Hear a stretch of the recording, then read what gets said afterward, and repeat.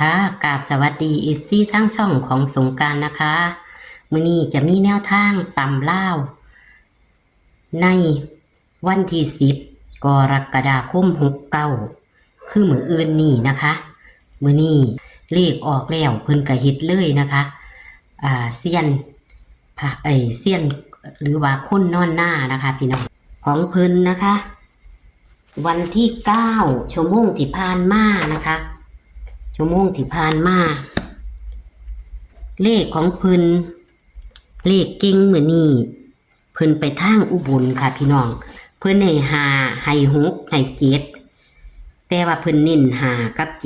7 6ผ่านไป8 6ทางอุบลเลขติดเพิ่นให้9 3 0 1กอดข้อกันมาก91พี่น้องเลขเพิ่นมักจะกอดข้อกันมาดีเด้อค่ะแต่จับคู่เพิ่นให้61ถ้าผู้ใดกลับหัว6เป็น9มันก็จะเข้า91นั่นล่ะพี่น้องอันนี้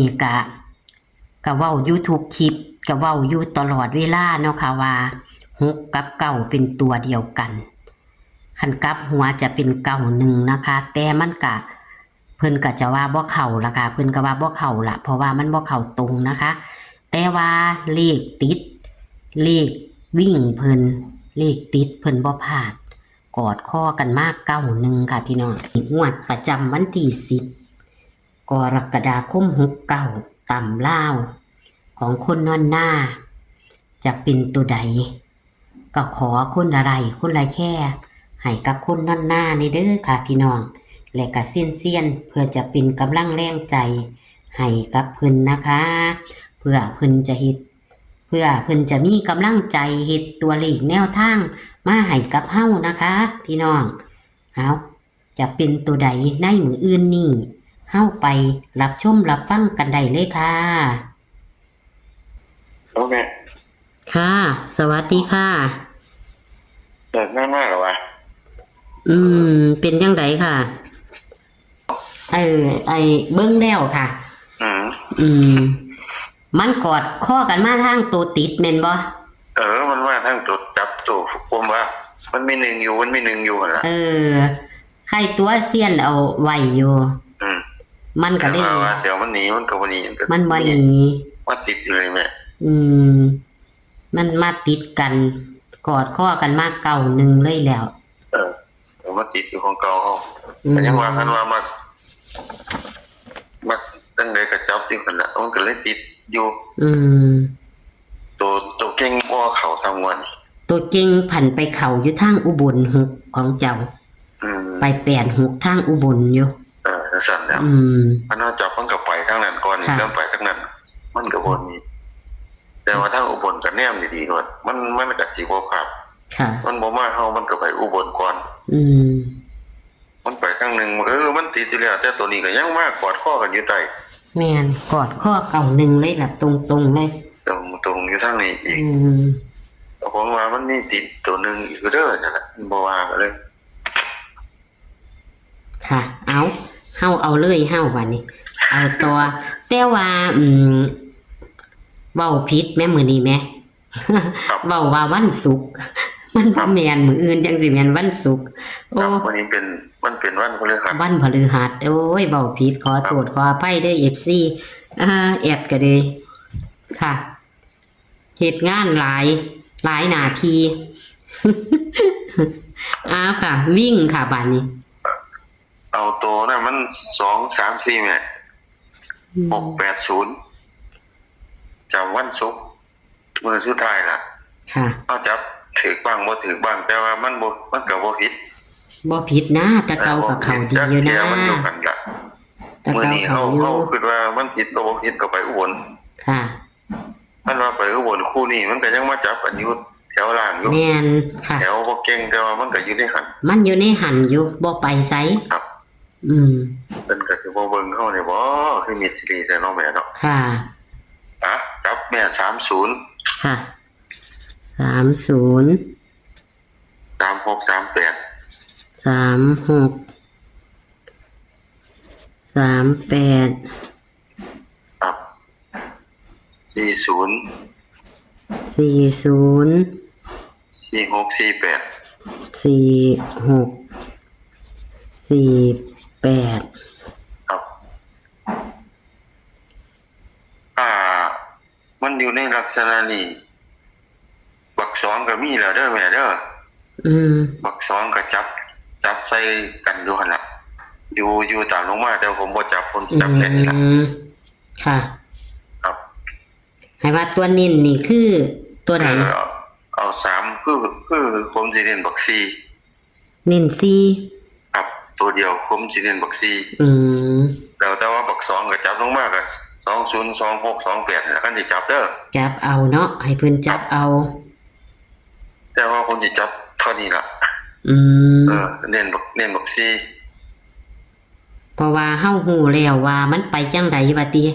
เขาเจ้าก็สิฮู้แล้วเนาะไปจังไดเพิ่นก็สิฮู้ดอกติแต่เฮาจับบ่ถูกคือมันถูกอยู่หั่นแล้วแม่ๆค่ะบางเที่ยผมก็เน้นบ่ถูกบางเที่ยผมก็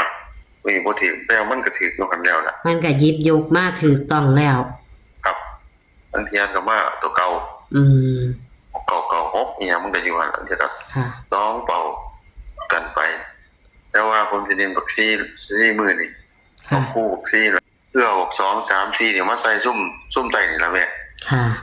ถ้ามา60ก็นำอีกซะ80มันก็ติดคือบักเก่านึงล่ะให้จับเอาถึงทางไล่ตั้งไล่นอนครับได้ไหนก็อยู่หั่นแล้วคือตัวเน้นๆมันก็ไปจังได๋ก็ใส่อุบลนำเนาะแม่นอยู่ค่ะแต่อุบลนี่มัน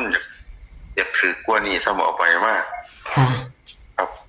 อยากไปดีอยู่ครับเฮาสิว่ามันบ่ถือบ่แม่นเด้เบิ่งแล้วก็จัง68แล้วแม่ก็ไปอวนซะเนาะค่ะครับมันก็เลยจังว่าถือถ้าเฮาเน้นทางนั้นแต่ผู้ทางเฮาเรียนมันก็เป็นตัวกอดข้อกันมาอยู่ฝ่ายล่างแค่เทียผู้เพิ่นเบิ่งอยู่ทางอุบลก็ให้เพิ่นเอาไป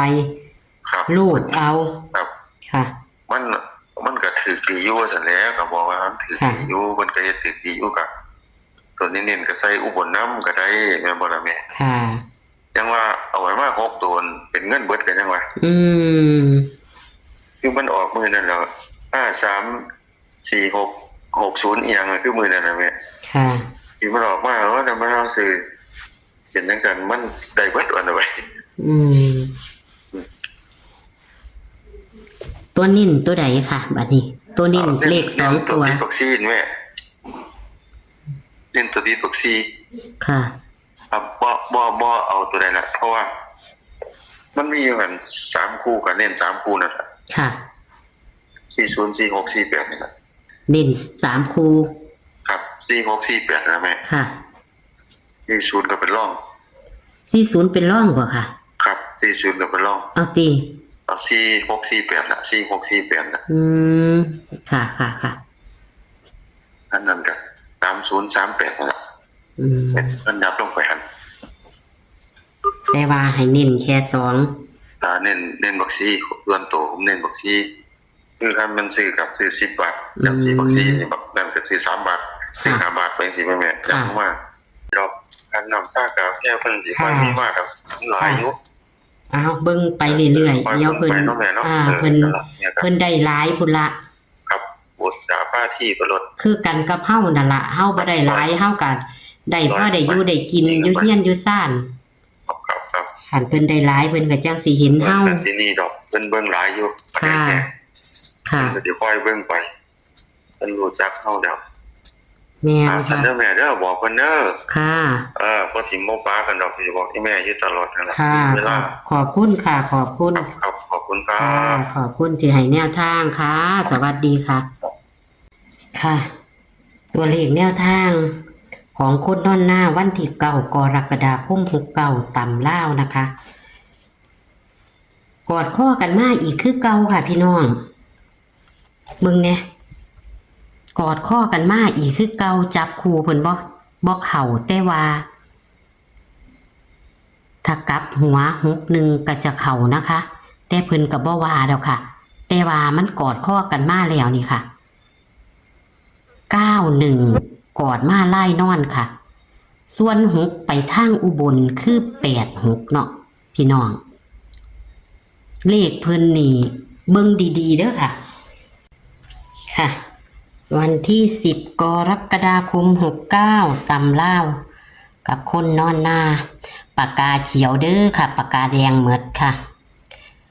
วิ่งเด่น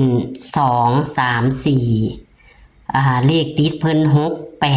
680เพิ่นเน้นที่4เด้อค่ะวิ่งรูด4นะคะนี่แหละค่ะกอดข้อกันมาดีเบิ่งเอาค่ะพี่น้องเบิ่งเอา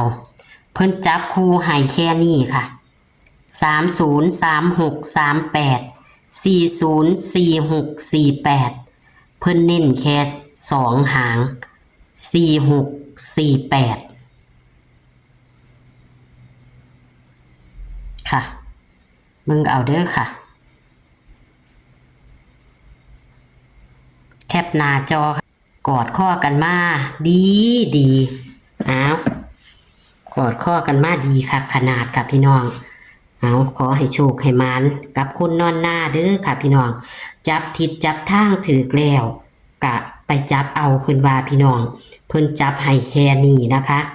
เพิ่นจับให้แค่นี้2เพิ่นบ่จับให้2ก็ให้พี่น้องมาจับใส่26 28 20นะคะพี่น้อง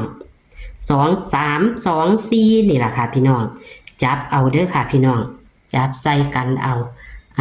ขอให้พี่น้องโชคหมานกับคนนอนหน้าคือเก่านะคะคลิปนี้ก็ฝากไว้เป็นแนวทางตำลาววันที่10 กรกฎาคม69คือศุกร์สุดสัปดาห์คือมื้ออื่นนะคะพี่น้องคลิปนี้ก็ฝากไว้ซ้ำนี้ค่ะสวัสดีค่ะ